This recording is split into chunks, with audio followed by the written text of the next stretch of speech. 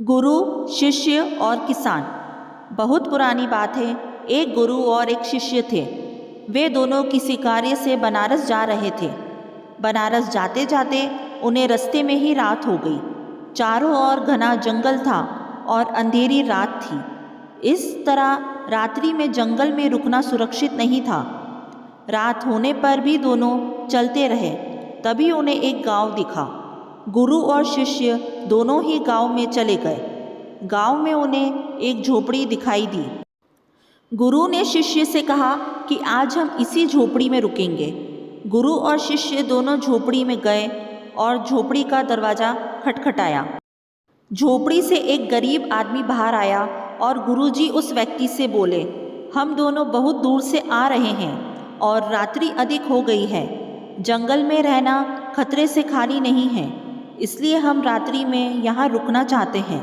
वह व्यक्तिगत गरीब अवश्य था, किंतु दिल से बहुत नेक इंसान था। उसने सम्मानपूर्वक गुरु और शिष्य को झोपड़ी के अंदर बुलाया और उन्हें स्वादिष्ट भोजन करवाया और रात्रि में सोने के लिए बिस्तर भी लगा दिए। भोजन करने के पश्चात गुरुजी ने उस गरीब व्यक्ति से पूछा, तुम्हारा घर तो बहुत छोटा है, किंतु तुम दिल के बहुत धनवान हो। तुम्हारी रोजी रोटी का साधन क्या है? उस गरीब व्यक्ति ने गुरु के मुंह से अपनी प्रशंसा के लिए धन्यवाद दिया और बोला, मेरे पास इस गांव में सबसे अधिक जमीन है, किंतु वह जमीन बंजर है जिस पर किसी भी प्रकार की खेती संभव नहीं है। इसलिए मैंने अपनी रोजी रोटी पालन के लिए एक भैंस रखी है। उस भैंस का दूध और घी बेचकर मैं अपनी रोजी रोटी चलाता हूँ। उस व्यक्ति की बात गुरुजी को कुछ अजीब सी लगी, किंतु वह कुछ नहीं बोले और सोने चले गए। देर रात में गुरुजी उठ गए और अपने शिष्य से चलने के लिए कहा। दोनों गरीब व्यक्ति को बिना बताए घर से निकल गए और जाते जाते गुरुजी उसकी भैंस को अपने साथ ले गए। अपने गुरु का यह आचार शिष्य को अच्छा नहीं लगा और वह बोला, गुरुजी, इस गरीब व्यक्ति के पास रोजी रोटी का यही एकमात्र साधन है। अगर हम इसे ले गए तो यह व्यक्ति अपनी रोजी रोटी कैसे चलाएगा? अपने शिष्य की ऐसी बातें सुनकर गुरुजी मंद मंद मुस्कुराए और शिष्य से बोले, आज से ठीक 10 वर्ष पश्चात तुम इसी स्थान पर आना और इस व्यक्ति से फिर से मुलाकात करना। भोर होने से पहले ही गुरु और शिष्य भैंस लेकर उस गांव से बाहर निकल गए। धीरे धीरे कई वर्ष बीत गए। 10 वर्ष बीतने के पश्चात चेले को गुरुजी की बात याद आई कि उसे फिर से गरीब व्यक्ति के घर जाना है। शिष्य फिर से उसी गांव गया। गांव जाते ही उसने देखा कि जिस स्थान पर झोपड़ी थी, ठीक उसी स्थान पर एक आलीशान मकान बना हुआ है। यह देखकर उसे बड़ा आश्चर्य हुआ।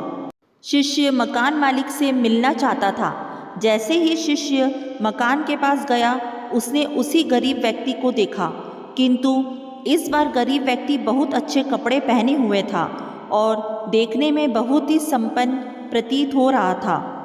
शिष्य उस व्यक्ति के पास पहुंचा और बोला, क्या आपने मुझे पहचाना?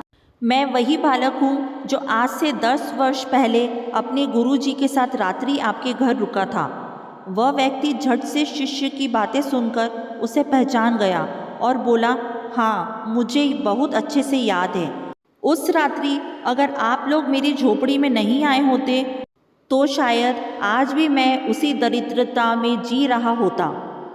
उस रात आपके जाने के बाद मेरी भैंस भी कहीं चली गई थी और मेरे रोजी रोटी के लाले पड़ गए थे।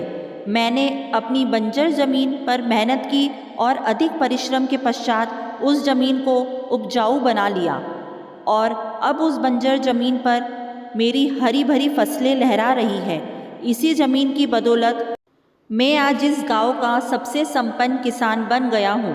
शिष्य को अब समझ में आया कि गुरुजी उस रात उस व्यक्ति की भैंस क्यों ले गए। शिष्य के मन में अब अपने गुरु के लिए पहले से भी कई गुना अधिक सम्मान था। शिक्षा। गुरु और शिष्य की इस कहानी से हमें शिक्षा मिलती है कि गुरु द्वारा लिए गए निर्णय देखने में भले ही कठोर लगे, किंतु वो लोगों की भलाई के लिए ही उठाए जाते हैं।